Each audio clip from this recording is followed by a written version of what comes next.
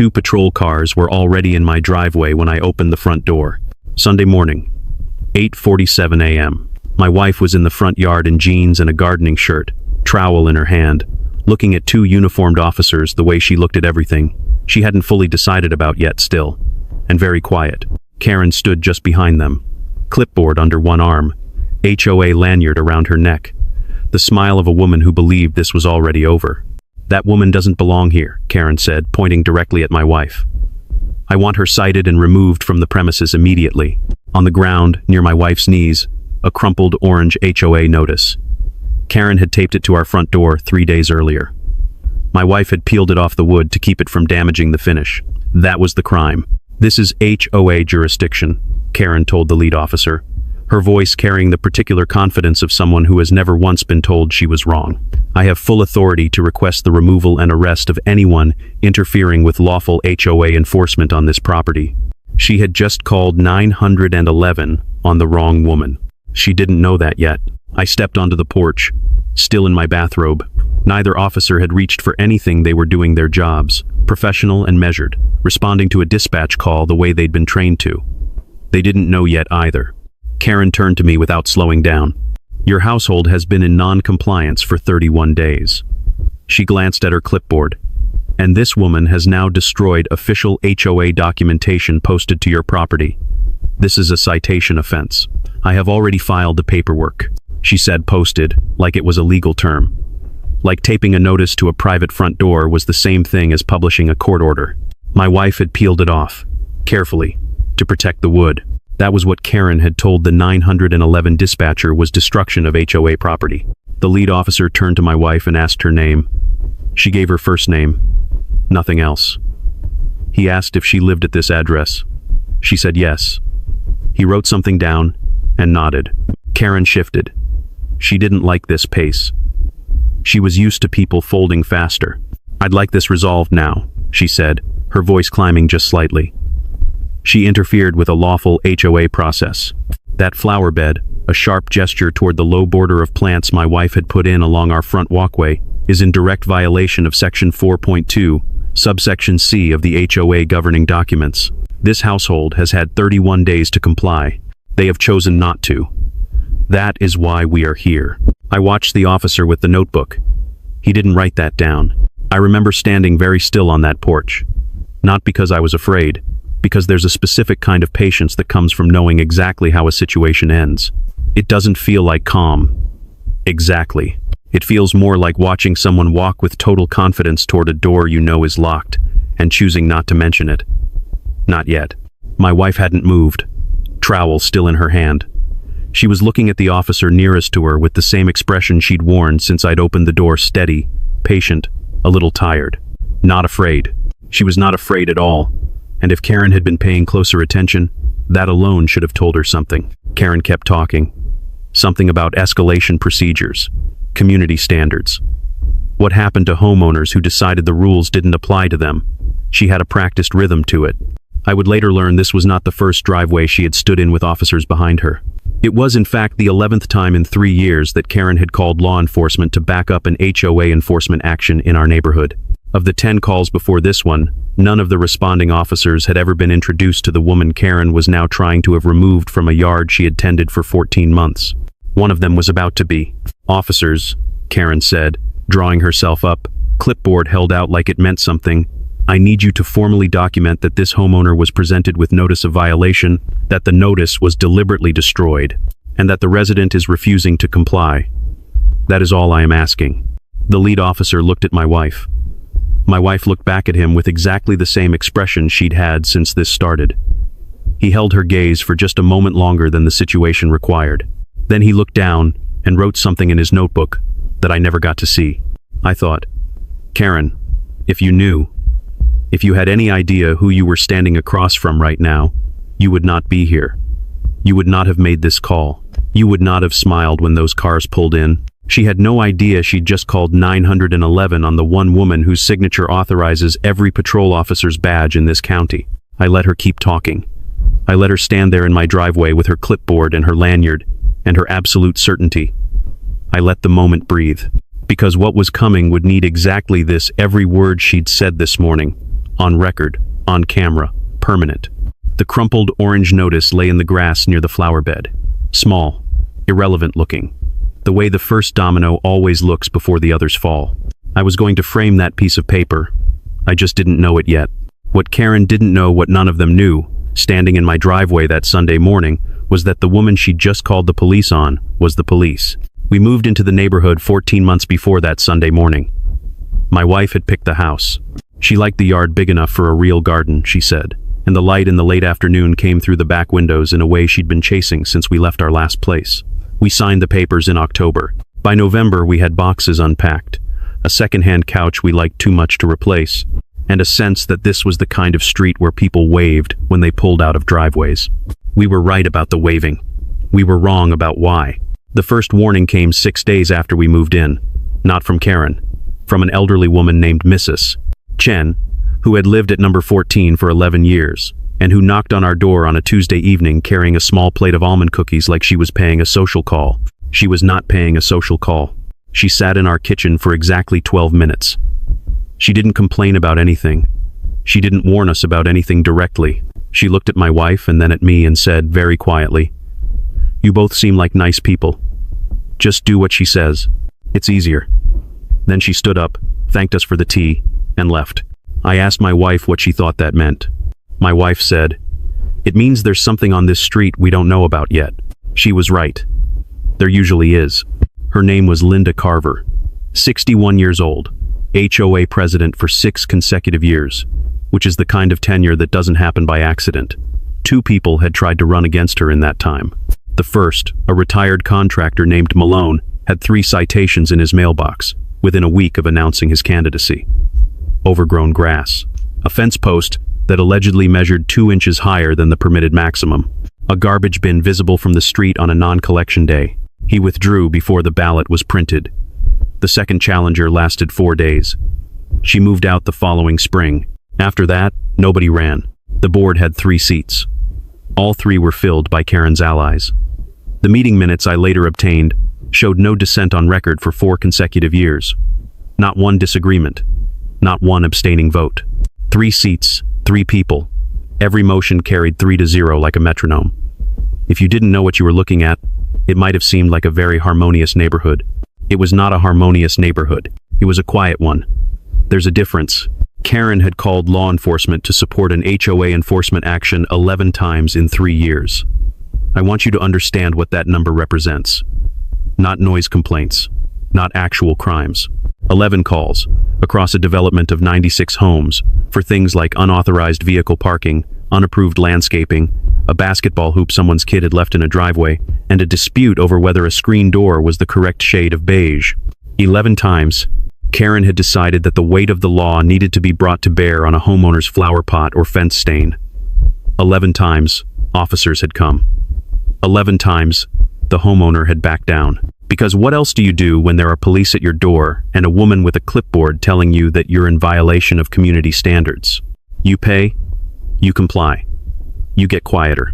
The man who taught me the most about this was my neighbor, 2 doors down, a retired high school history teacher named James Okafor, who had lived in his house for 9 years, and who, by the time I met him, had the particular stillness of someone who had learned that making noise cost money. His story was simple and monstrous. 14 months before we arrived, Karen had cited him for his mailbox post. Not the mailbox itself, the post. Specifically, the color of the post, a shade of black that Karen determined, did not match the approved HOA palette. The approved color, according to the document Karen distributed, was called Midnight Standard. Okafor's post, she claimed, was closer to charcoal matte. They looked identical to me. They looked identical to everyone except Karen. The initial fine was $150. When he disputed it, a second fine was added for non-compliance. Then a third for failure to attend a mandatory compliance meeting he had not been notified of in time. By the time 8 months had passed, the fines, fees, and what Karen called administrative processing costs had totaled $3,400. He came within 2 payments of missing his mortgage. He paid all of it. Because the alternative, fighting it through a lawyer, would have cost more than the fines themselves. He kept the paperwork in a drawer in his kitchen. I know because he showed me. This is what Karen had built over 6 years. Not a neighborhood, but a system, a closed loop of fear and compliance in which the rules meant whatever Karen said they meant. The fines were whatever Karen said they were, and the only way out was to leave. 83% of the people on our street, when I eventually walked it door by door, told me some version of the same thing Mrs. Chen had said on that first Tuesday evening. Just do what she says. It's easier. My wife heard all of this and didn't say much. She rarely did when she was thinking. She worked long days county administration, is what we told people, which was true in the most literal sense of the phrase, and she was careful, always, about the line between her job and her private life. She valued that separation. She protected it. Nobody on the street knew what she actually did. Nobody knew yet. What she did know, after listening to James Okafor describe $3,400 in fines for a mailbox post, was the same thing I knew, that this had been going on long enough, that someone needed to look at Karen's paperwork very carefully, and that the first step was not a confrontation. The first step was a folder. I went home and opened my laptop. It was a Thursday morning, 2 weeks after we moved in, when Karen came to the door. I heard the gate latch first. That precise little click of someone who knew exactly where it was and had used it before. I looked through the front window and saw her coming up the path in that particular walk clipboard at her side, measuring tape looped around her neck like a lanyard, the HOA badge sitting just below her collar. She wasn't rushing. She never rushed. Rushing would imply she wasn't certain of the outcome. I opened the door before she knocked. She looked at me the way people look at furniture they're about to rearrange. No greeting, no introduction. She had been president of this HOA for 6 years. She didn't need to introduce herself anymore. She simply held out a folded document and waited for me to take it. I took it. "Unapproved landscaping modification," she said, while I was still opening it. "The flower beds along your front walkway were installed without prior written HOA approval as required by the governing documents. The fine is $500. You have 30 days to remove the modification and restore the original ground cover."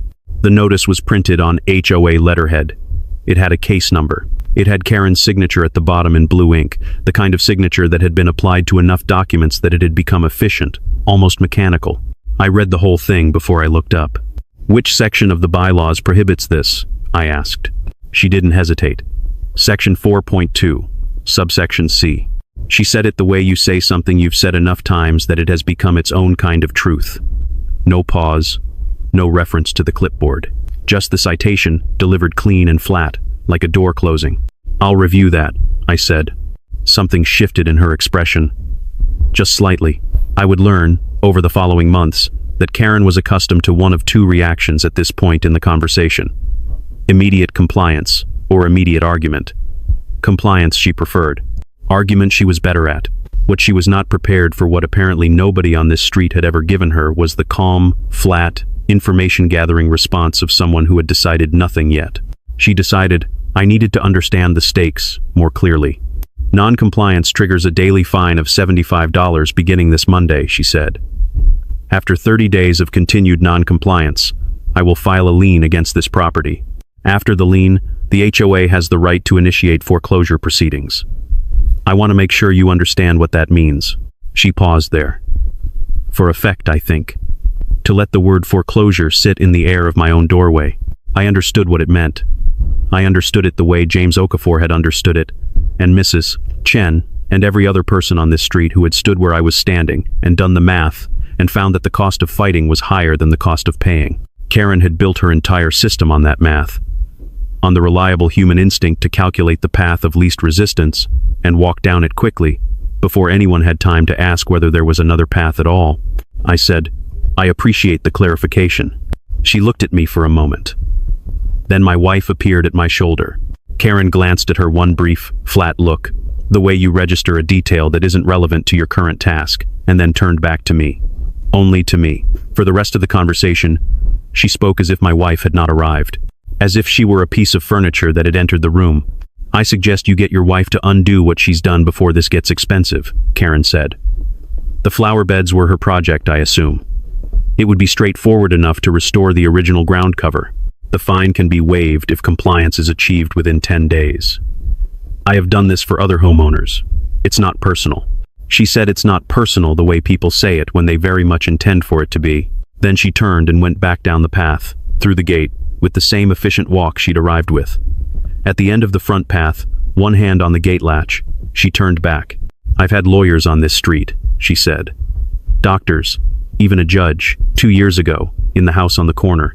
They all paid up." A brief pause. "You're no different." The gate clicked shut. I stood in the doorway for another moment, watching her cross back toward her car. Then I went inside, sat down at the kitchen table, and opened my laptop. The HOA's registered governing documents were filed with the county recorder's office. This is public information, anyone can request them. I had the full document in a browser tab inside 4 minutes. I read section 4.2 carefully, then subsection C. Section 4.2 governed modifications to common area structures. Subsection C addressed commercial use installations on properties with mixed zoning classifications. It said nothing about residential landscaping, nothing about flower beds, nothing about front walkways.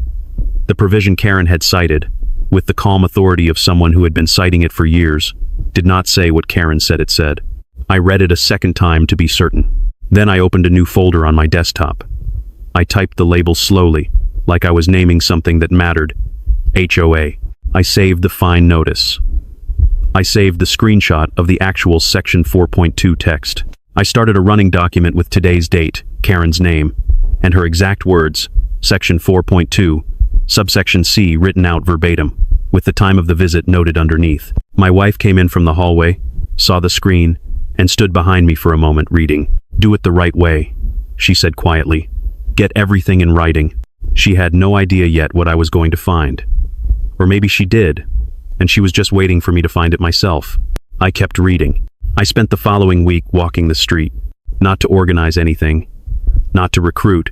I just knocked on doors in the early evening, introduced myself properly for the first time to people I'd only waved at from driveways, and asked a simple question. Had they ever had a problem with the HOA? The first 3 doors, people smiled politely and said everything was fine. The 4th door, a man named Gerald opened it, looked past me to check whether anyone was watching from the street, and then said, "How long do you have?" 14 homeowners talked to me in some detail over those 7 days. Most of them were careful voices kept low, eyes that moved to windows and front paths while they talked. They had all paid fines at some point. Some of them were still paying, on quiet installment plans they'd negotiated with Karen to avoid the threat of liens. They had all reached the same conclusion independently, arrived at it alone. It was easier to comply. 6 of them agreed to do more than talk. 6 people, out of 96 homes, were willing to put their documented incidents in writing and contribute them to a shared file. That might sound like a small number. Sitting across from Gerald, Mrs. Chen, and James Okafor, understanding what they'd risked just by opening their door to me, it felt like more than enough. Mrs. Chen answered her door in the late afternoon light, looked at me for a moment, and stood back to let me in without me having to ask. She made tea, set it in front of me, and went to the back of the house. She came back carrying a manila folder held together with a rubber band that had been on it long enough to leave a groove in the cardboard. She set it on the table between us. Inside, 23 HOA violation notices spanning 4 years. Not 23 incidents, 23 formal notices, each with a case number and Karen's blue ink signature. Notices for a wind chime, for a doormat that extended 2 inches past the threshold, for a planter box the wrong shade of terracotta, for her car parked 1 foot over an invisible HOA boundary line in her own driveway on a Sunday. She had paid every fine, not because she believed she was wrong, because she couldn't afford to find out what happened if she said so. "I kept them," she said quietly, looking at the stack. "In case it ever mattered." It was going to matter. James Okafor didn't make tea. He slid a document across his kitchen table without preamble, the way people hand over things they've been carrying too long. The lien was still active. 9 months after he'd paid the last fine, the lien against his property title had never been released. A lien tells every bank and buyer that there's an outstanding debt attached to the home. It doesn't disappear when you pay someone has to file a release. Karen hadn't. For 9 months, it had quietly blocked Okafor from refinancing his mortgage at a better rate. He'd spoken to 2 attorneys. Both said the same thing. It would cost more to fight the release than the interest savings were worth. He was a retired history teacher. He had lived in this house for 9 years and done nothing except paint a mailbox post the wrong shade of black. I photographed both documents before I left. Then I went home and opened the folder again. The county recorder's office keeps the official filed version of every HOA's governing documents, the legal version, not whatever a president chooses to distribute to residents. I'd requested it the day after Karen's visit.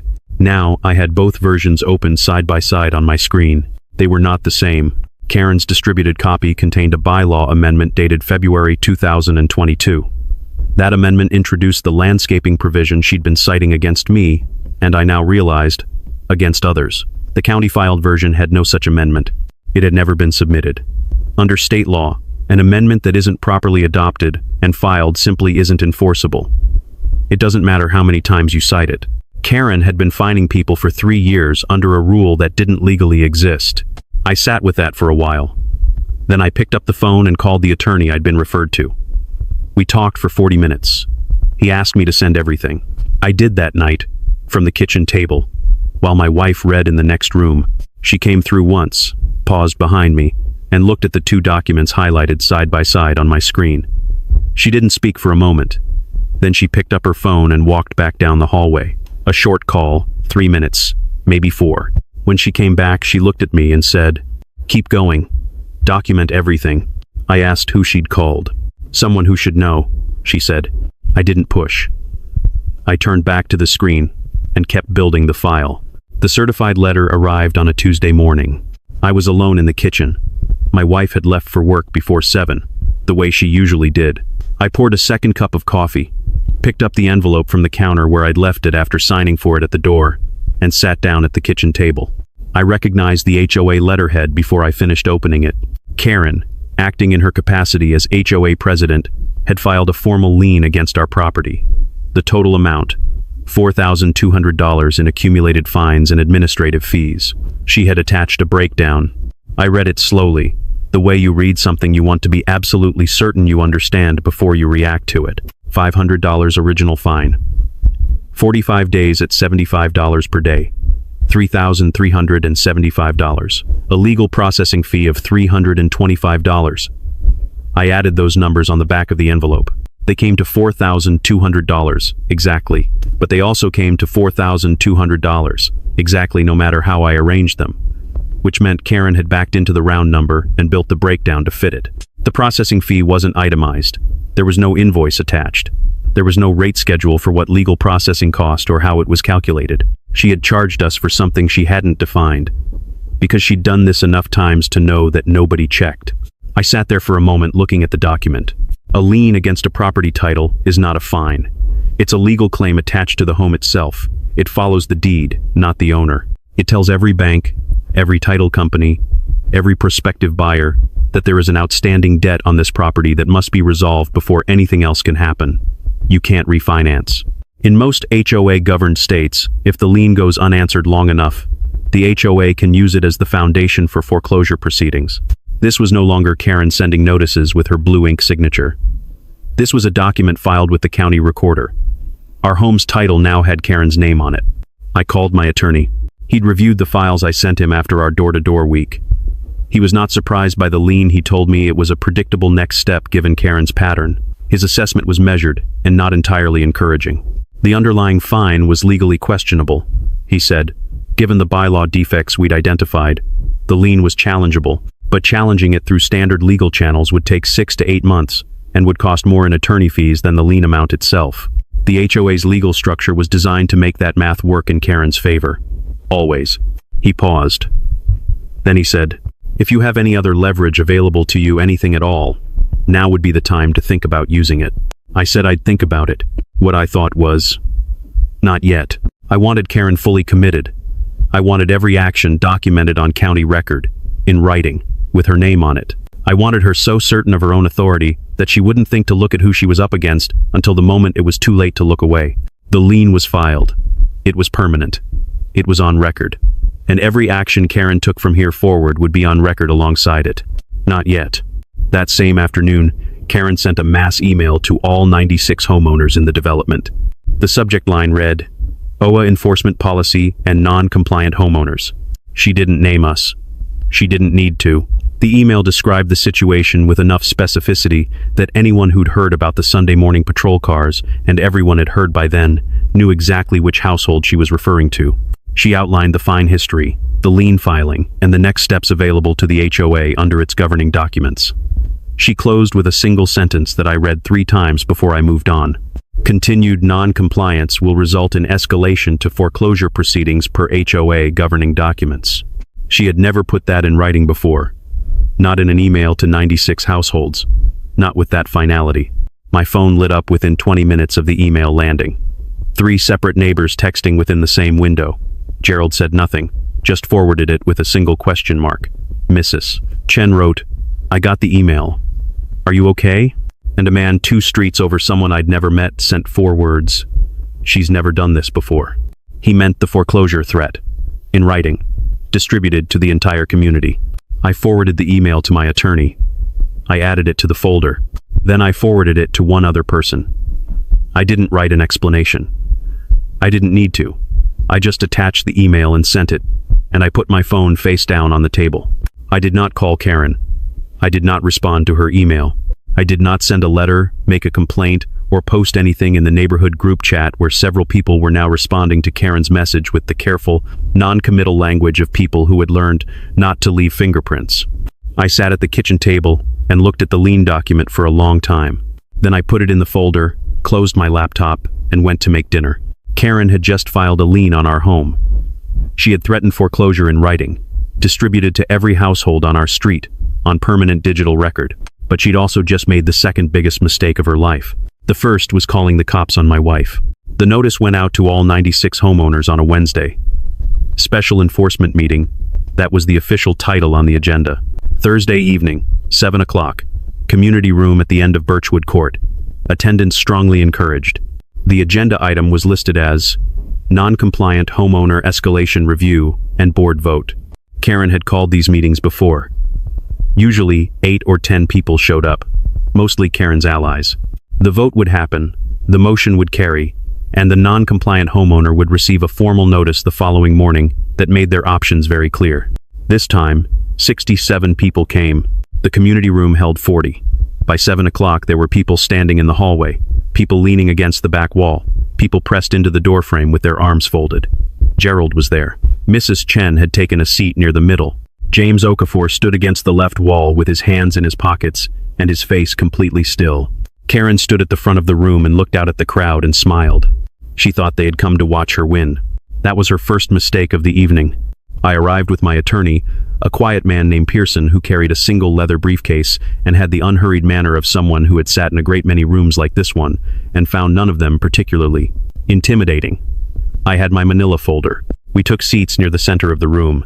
My wife came in 3 minutes after we sat down. She was in street clothes, dark jeans, a plain navy jacket, hair pulled back. She scanned the room once, the same way she always scanned a room, quickly and completely. The way people do when reading a space is a professional habit, and then she took a seat in the front row, 1 chair from the end, and sat with her hands folded in her lap. No one in that room, except me, knew who she was. Karen hadn't looked up when my wife came in. She was arranging documents at the board table, speaking in low tones to her 2 allies, a man named Holt, who sold insurance and had served on the board for 4 years, and a woman named Patrice, who had seconded every motion Karen had ever made. Karen's collection attorney sat at the far end of the table with his briefcase open and his hands folded on top of it. At 7:03, Karen called the meeting to order. She was good at this. I'll give her that. She had the practiced confidence of someone who had run these meetings so many times they had become almost ceremonial, a formality before the outcome she had already determined. She presented the case against us in full, the flower beds, the violation notice, the fine history, the daily accumulation, the lien filing. She read the numbers cleanly. She cited section 4.2, subsection C, without hesitation. She showed a printed timeline on a single page and passed it to Holt and Patrice for the record. Then she paused, looked up at the room, and said, the household in question had 31 days to comply. They chose not to. They have had multiple opportunities to resolve this matter quietly. They have declined each one. What you're seeing tonight is the HOA doing exactly what it exists to do, protecting community standards on behalf of all 96 homeowners. She gestured at the crowd as she said it, including them, making them part of it. A few people shifted in their seats. Nobody spoke. Then Karen said, During the incident that precipitated the lien filing, the homeowner's wife was present in the yard and was uncooperative when officers arrived to document the violation. Her behavior was part of a pattern of deliberate non-compliance by this household.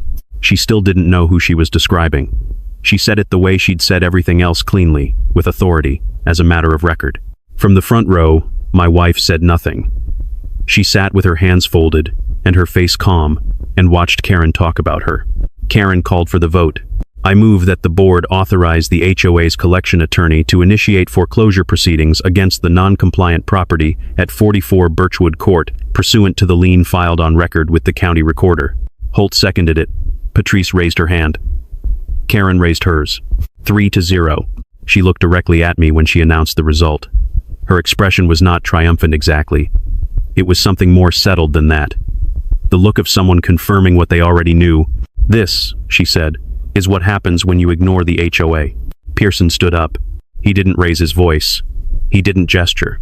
He simply stood and said, in a tone that was perfectly even, I'd like to address some threshold legal questions before this matter proceeds to external action. The board should hear this before authorizing the collection attorney. Karen's jaw tightened. This is a board meeting, not a public forum. From somewhere in the back third of the room, I didn't see who spoke first. A voice said, let him talk. Then two more. Then several at once. Not shouting. Just people who had been quiet for 6 years, deciding, in that specific moment, to stop. Karen's hand moved toward her gavel. She looked at the crowd. She put her hand back down. Pearson waited until the room settled, then said, before this matter proceeds, the board must address a question about the validity of the fines underlying this lien. We have reason to believe the bylaw provision cited Section 4.2, subsection C does not exist in the registered governing documents filed with the county recorder. The room went very still. Karen's voice came back flat and hard. This isn't a courtroom. Pearson looked at her for a moment. No, he said, but it will be. No one spoke for 3 seconds. I counted. Holt turned his head slightly toward the door. Karen's collection attorney, at the far end of the table, had stopped writing. Then the door at the back of the room opened. 2 uniformed deputies came in. Karen saw them immediately. She'd called the county non-emergency line that afternoon to request a security presence for the meeting. A crowd this size, she'd said, warranted it. She'd gotten confirmation. She'd noted it in her meeting log. She gave them a brief, satisfied nod from the front of the room. One of the deputies nodded back. The other took a position along the wall and looked straight ahead. He did not look at Karen. He had not looked at Karen since he came through the door. He was looking at the front row. My wife sat in the front row. She hadn't worn her uniform, but she had brought her ID. Pearson started where he'd left off. The room was still arranged the same way it had been when Karen called the vote. Karen and her board at the front table. Holt and Patrice on either side of her. The collection attorney at the far end. 67 people in a room built for 40. The 2 deputies along the back wall. My wife in the front row. Pearson stood and addressed the board the way he addressed every board, calmly, without theater, as though what he was about to say was simply information that needed to be in the room. He told them he had obtained the official HOA governing documents from the county recorder's office. He told them he had compared those documents with the version Karen had been distributing to residents.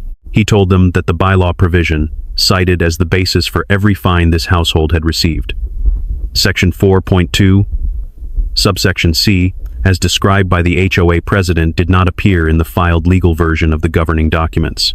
Karen interrupted before he finished the sentence. The governing documents are the documents I distribute, she said. I am the president of this HOA. I maintain the records. Pearson waited until she finished. The governing documents, he said, are the ones filed with the county recorder. Would you like to see them? She interrupted again, something about procedural order, about the vote having already been taken, about this being an enforcement meeting and not an appeal. She was still controlled, still authoritative, but there was something different in the rhythm of it now. She was talking faster than she needed to. Holt, to her left, had pushed his chair back approximately 3 inches from the table. I noticed it the way you notice small things when you've been watching someone carefully for a long time. He hadn't stood up. He hadn't said anything. He had just moved 3 inches toward the door and hoped nobody saw. I saw. From the front row, my wife stood up. She did it without announcement, just unfolded from the chair the way she did everything, with an economy of motion that didn't ask permission. She said, in a normal voice, I'd like to address the board. Karen's head turned. Her expression was the one she'd worn every time she'd dismissed a homeowner who hadn't understood how these meetings worked. We're not in an open comment period, Karen said. The deputy along the left wall, the one who had not looked at Karen since he came through the door, said one word. Mom. He said it quietly. He said it to Karen. He was not looking at Karen. The room felt it before it understood it.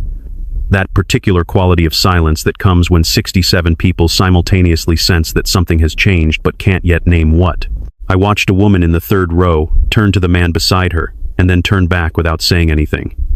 I watched Patrice's hands go still on the table. Karen turned toward the deputy. Started to say something. He said it again. Ma'am. Same tone. Same direction. My wife walked to the table. She reached into the inside pocket of her navy jacket. She removed her wallet. She opened it, and she placed her county sheriff's badge and her official identification on the HOA meeting table, directly in front of Karen Carver. She didn't slam it. She placed it. Flat and clean and permanent, the way you set down something that has always been exactly what it is. The silence that followed was the kind that has weight. Karen looked at the badge. She looked at my wife. She looked at the two deputies along the wall. The deputies were looking at their boss. Not at Karen. Not at the board. Not at the crowd of 67 people who had filled a room built for 40. They were looking at the woman who had just set her credentials on the table, and their expressions were the careful, professional expressions of two officers who understood exactly what had just happened and were waiting to follow her lead. Karen's mouth opened slightly. She closed it. My wife spoke at normal volume, her hands clasped in front of her, her tone the same tone she'd used to say good morning to me for 14 months. My name is Sarah Mercer. I am the elected county sheriff of this county. The two officers standing along that wall are deputies under my command. She didn't gesture toward them. She didn't need to. On the Sunday morning 11 days ago, you placed a 911 call from this neighborhood that resulted in 2 patrol units being dispatched to my private residence. Those officers were directed, by you, to document a violation, remove me from my own yard, and place me under citation. She opened a second folder she'd been holding at her side. She didn't rush it. The body camera footage from that dispatch is now in the possession of the county attorney's office. She placed a single document on the table beside the badge. On that footage, you stated that you had, and I'm using your exact words, full authority to request the removal and arrest of anyone interfering with lawful HOA enforcement on this property. You described this as HOA jurisdiction. The county attorney is reviewing whether that 911 call constitutes misuse of emergency services under state statute. She set the document down and looked at Karen. Karen said nothing. At the far end of the table, the collection attorney very slowly closed the lid of his briefcase. Patrice, Karen's second board ally, the woman who had seconded every motion Karen had made in 4 years, stood up. She didn't say anything. She picked up her bag from the back of her chair. She walked to the door at the side of the room and went through it. The door swung shut behind her. The sound of it was very loud in the silence. 67 people watched her go. Pearson stepped forward. He set the county-filed HOA governing documents on the table, open to section 4.2. Then, beside it, he set Karen's distributed version, open to the same section. He set them side by side without speaking and let the room look. He waited 10 seconds. Then he placed a third document on the table. This is the bylaw amendment dated February 2022, he said. This is the amendment that introduced the landscaping provision cited against my client's household. This is the amendment that has been cited in fine notices distributed to residents of this development for 3 years. He placed one more sheet beside it, a printout from the county recorder's public filing system. This is the county recorder's filing record for this HOA's governing documents. The 2022 amendment does not appear. It was never submitted. Under state law, an unadopted, unfiled amendment is not enforceable. He stepped back. I looked at Karen. Her clipboard was still on the table in front of her. Her measuring tape was still around her neck. She was looking at the documents Pearson had laid out, and she had the expression of someone watching a structure they believed to be permanent demonstrate that it was not. I stood up. The lien filed against our property is derived entirely from fines based on a bylaw provision that does not exist in any legally filed HOA document, I said. We are requesting that the lien be formally vacated tonight. And we are requesting that the board review every fine issued under this amendment over the past 3 years. I sat back down. The room was quiet for a long time. In the third row, Mrs. Chen made a small sound, not a word, just a breath released after being held for too long. James Okafor, standing against the left wall with his hands in his pockets, straightened up slowly and stood at his full height for the first time since I'd known him. He didn't speak, he just stood. Gerald, somewhere near the back, said, "How many fines?" Nobody answered. Nobody needed to yet. At the board table, Holt Karen's first ally, the one who'd moved 3 inches toward the door, looked at the ceiling. Then he looked at the table. Then he said, to no one in particular, "I need to recuse myself from any further votes tonight." He said it to the surface of the table. Karen didn't look at him. She was still looking at the badge. It sat on the HOA meeting table, directly in front of her, beside her clipboard, beside her printed violation timeline, beside the measuring tape she'd worn to 100 of these meetings across 6 years of running this neighborhood like it was something she owned. County Sheriff's badge. Plain as anything. Right there on the table. She had called the police on the county sheriff. She had filed a lien on the county sheriff's home. She had stood in the county sheriff's driveway on a Sunday morning and told 2 of the county sheriff's own deputies to remove the county sheriff from the county sheriff's yard for peeling an HOA notice off her own front door. She had done all of this because she had looked at my wife in a gardening shirt with a trowel in her hand and decided she was nobody. I watched Karen sit there with that knowledge settling over her, and I didn't say a word. I didn't need to. The county attorney's office opened a formal inquiry into the HOA's pattern of emergency services deployment 8 days after the meeting. 11 calls in 3 years, each one logged, each one now being reviewed against a single question. Were any of them misuse of the 911 system for the purpose of civil enforcement? I didn't file a complaint to start that inquiry. I didn't need to. The body cam footage from the Sunday morning dispatch had already been reviewed by people whose job it was to notice exactly that kind of thing. Karen received a formal billing notice from the county 14 days after the meeting. The cost of the Sunday morning patrol response, 2 units, 2 deputies, 47 minutes billed directly to her under the county's misuse of emergency services statute. It was not a large number. It was a specific one, and it had her name on it, filed on county record alongside the body cam transcript and her own words. I think about that sometimes. The specificity of accountability. How it doesn't need to be enormous to be exact. Our fines were vacated within 10 days of the meeting.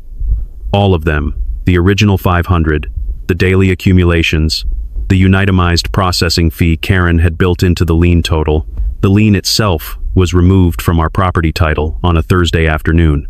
I know it was a Thursday because I was sitting at the kitchen table when my attorney called to confirm it, and I remember looking at the window and thinking that the light in the late afternoon came through exactly the way my wife had said it would when we first looked at this house.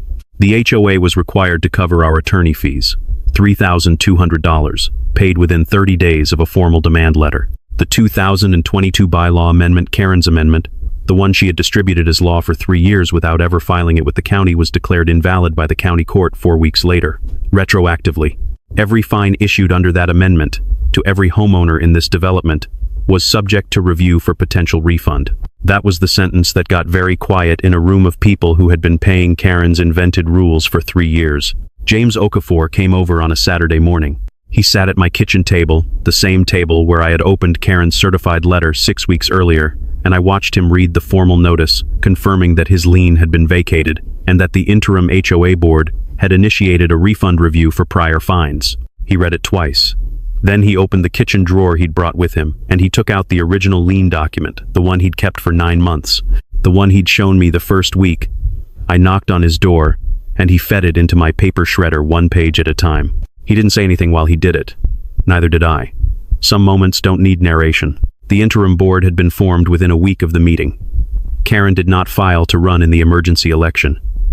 Holt resigned before the ballot was printed. Patrice had not returned to the neighborhood since the night she walked out of the community room. 3 new board members were elected: James Okafor, Gerald from 4 doors down, and Mrs. Chen, who had kept 23 violation notices in a rubber-banded folder for 4 years, just in case it ever mattered.